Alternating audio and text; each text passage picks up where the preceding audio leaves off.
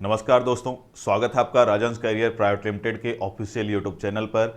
मैं हूं शशिधर पांडे और आज हम यहां पर बात करने जा रहे हैं छत्तीसगढ़ राज्य स्थापना दिवस के बारे में। तो सबसे पहले आप सभी को छत्तीसगढ़ राज्य की स्थापना दिवस की हार्दिक शुभकामनाएं। और आज हम जानने जा रहे हैं कि हमारा जो छत्तीसगढ़ राज्य है वो कितना सुंदर है, कितना प्यारा है, उससे जुड़ी हुई बहुत सारी बातें। तो सबसे पहले तो कुछ सामान्य चीज़ें आपको पता होना चाहिए कि राज्य क्या है, कैसे बना, कहाँ से बना, कब बना, इनके बारे में आपको एक सामान्य से परिचय हम यहाँ पर देने जा रहे हैं। ये जो हमारा राज्य है छत्तीसगढ़ राज्य, जो कि प्रकृति की सुंदरता से भरा हुआ राज्य है, इसका निर्माण या इसका गठन 1 नवंबर 2000 को किया गया था। उस समय एक राज्य था जो हमारा मध्य प्रदेश राज्य से इस राज्य का गठन किया गया एक 26वें राज्य के रूप में।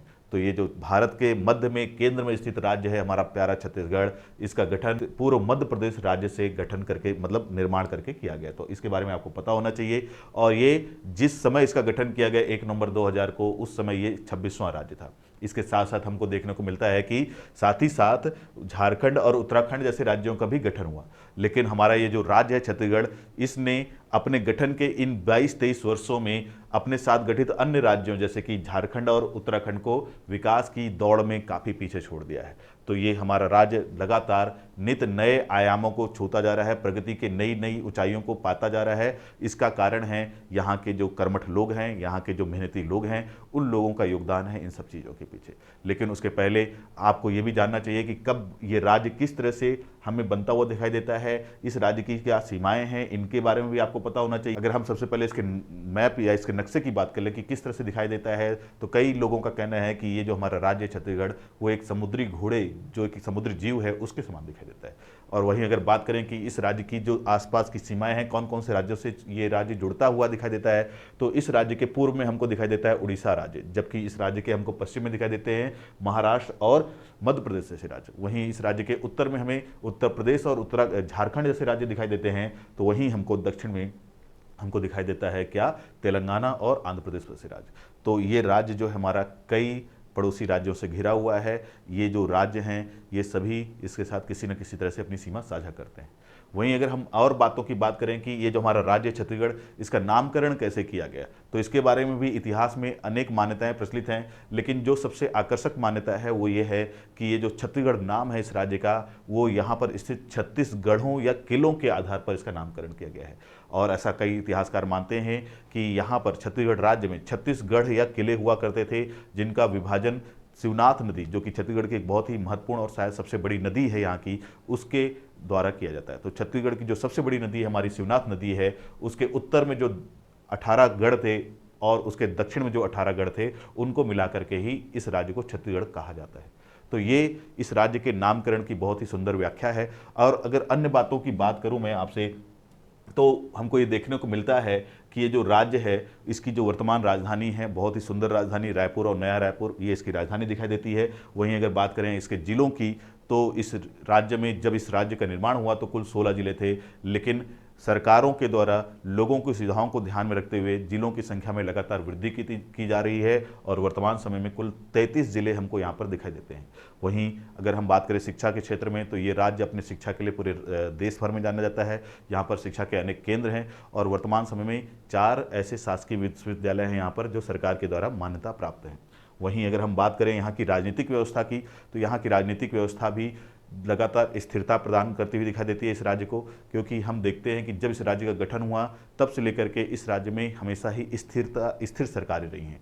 आपको देखने को मिलेगा कि यहाँ पर अभी तक केवल 3 ही मुख्यमंत्री हुए हैं, जबकि इसके साथ साथ बने हुए राज्य जैसे कि झारखंड और उत्तराखंड में कई बार चुनाव हो चुके हैं और वहाँ पर सरकारें गिरती रही हैं, बनती रही हैं। लेकिन यहाँ पर ऐसा हमको देखने को नहीं मिलता है। यहाँ पर एक सदनी व्यवस्था है, मतलब विधानमंडल जो हमारा यहाँ पर दिखाई देता है वो एक सदनी है, केवल विधानसभा है और वो विधानसभा 90 सदस्यीय है।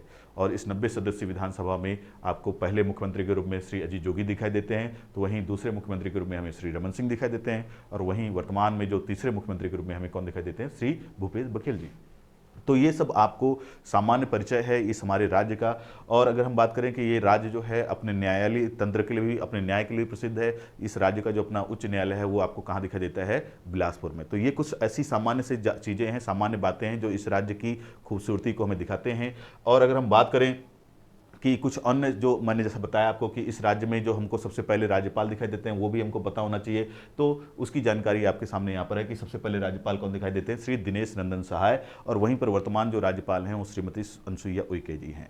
वहीं अगर मैंने जैसा बताया आपको कि प्रथम मुख्यमंत्री कौन थे, तो श्री अजीत जोगी जी थे, जो कि खुद में एक आईएएस रह चुके थे। तो एक उत्तम नेतृत्व हमें मिला जैसे ही हमारा गठन हुआ हमारे राज्य का, तो एक आईएएस व्यक्ति जो हमारे राज्य का सबसे पहला मुख्यमंत्री बनता हुआ दिखाई देता है, जिनके योग्य नेतृत्व में ये राज्य आगे बढ़ा, और उसी परंपरा को आगे बढ़ा रहे हैं वर्तमान मुख्यमंत्री श्री भूपेश बघेल जी। तो ये आपको ये सारी बातें से ये पता चलता है कि हमारा ये जो राज्य है वो काफ़ी ज़्यादा तरक्की कर रहा है लगातार योग्य नेतृत्व में। वहीं अगर हम बात करें इस राज्य की कला और संस्कृति और अन्य सांस्कृतिक विशेषताओं की, तो सांस्कृतिक विशेषताओं की दृष्टि से भी ये राज्य काफ़ी संपन्न है। यहाँ पर हमें अनेक प्रकार के लोकगीत दिखाई देते हैं, जिनमें आपको पंडवानी, भरथरी, सुआ गीत, इस तरह के जो लोकगीत हैं उनका प्रचलन दिखाई देता है। और यह राज्य जो है अपनी सांस्कृतिक विशेषताओं के लिए तो विशेष रूप से लोगों को आकर्षित करता ही है। वहीं अगर बात करें कि कुछ ऐसे विशेष लोकनृत्य की, तो कई विशेष लोकनृत्य भी यहाँ पर हमको प्रचलित दिखाई देते हैं, जैसे गेंडी, कर्मा, पंथी। ये ऐसे नृत्य हैं जो लोगों को अनायास ही अपनी ओर आकर्षित कर लेते हैं। वहीं पर अगर हम बात करें खेलों की, तो यहाँ पर कुछ ऐसे पारंपरिक खेल भी खेले जाते हैं जो लोगों को बहुत ही आकर्षित करते हैं, जैसे कि अटकन बटकन, फुगड़ी, लंगड़ी दौड़। ये ऐसे खेल हैं जो आप सभी ने बचपन में खेले होंगे, और ये खेल यहाँ की जीवन शैली में आज भी हमको खेलते हुए लोग दिखाई देते हैं। अगर हम बात करें पर्यटन स्थल की, तो ये क्योंकि ये राज्य प्रकृति से की सुंदरता से भरा पूरा है, प्रकृति ने इसके साथ बहुत न्याय किया है, इसलिए आपको यहाँ पर अनेक प्रकार के प्राकृतिक पर्यटन स्थल के साथ साथ ऐतिहासिक पर्यटन स्थल भी दिखाई देते हैं। अगर जैसे बात करें हम लोग प्राकृतिक पर्यटन स्थल की, तो हमें चित्रकूट जलप्रपात जैसा जलप्रपात भी दिखाई देता है, जिसे भारत का नियाग्रा भी कहा जाता है। तो ये सारी जो विशेषताएं हैं इस राज्य को बहुत ही खूबसूरत बना देती हैं। अगर हम यहाँ की जनजातियों की बात ना करें, तो बिना जनजातियों की बात किए इस राज्य की बात करना अधूरी सी बात है। इसलिए जनजातियाँ इस राज्य की खूबसूरती को और बढ़ा देती हैं, और यहाँ पर अनेक प्रकार की जनजातियाँ दिखाई देती हैं हमें, जैसे कि गोंड, उरांव, बैगा, ये सब जनजातियाँ भी हैं, और ये जनजातियाँ मिल करके इस राज्य की खूबसूरती को बहुत आगे तक ले जाती हैं। तो ये सारी जो विशेषताएँ हैं इस राज्य को बहुत ही आकर्षक बना देती हैं। यहाँ पर हर तरह की सांस्कृतिक जो विशेषताएं हैं उनका समावेश तो दिखाई ही देता है, साथ ही साथ हम लगातार नई तकनीकी परिवर्तनों के साथ जो दुनिया में हो रहे उनके साथ भी लगातार जुड़ करके आगे बढ़ रहे हैं। तो अपनी पुरानी परंपराओं को साथ में लिए हुए ये राज्य लगातार नई तकनीकों को अपने साथ जोड़ता जा रहा है और लगातार विकास की नई गाथाओं पर बढ़ता जा रहा है।